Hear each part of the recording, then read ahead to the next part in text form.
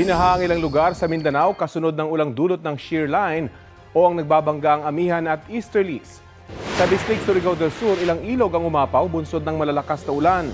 Ang mga kalsada nagbistulang extension ng ilog. Ilang pamilya ang inilikas gamit ang rescue boats. Patuloy na nagmamonitor at nag-iikot ang mga otoridad para sa rescue operations. Pinapayuhan ang mga residente na maging alerto. Inaasahang magpapatuloy pa ang masamang panahon sa Bislig at sa iba pang bahagi ng Surigao del Sur. Nagka-landslide naman sa Barangay Pangyan Trento, Agusan del Sur kahapon. Sa video, kita ang unti-unting pagguho ng lupa sa Barangay Pangyan.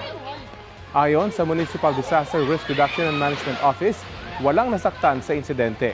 5 pamilya naman ang inilikas. Ang tuloy-tuloy na ulan dahil sa shear line ang itinuturong sanhi ng landslide sa lugar.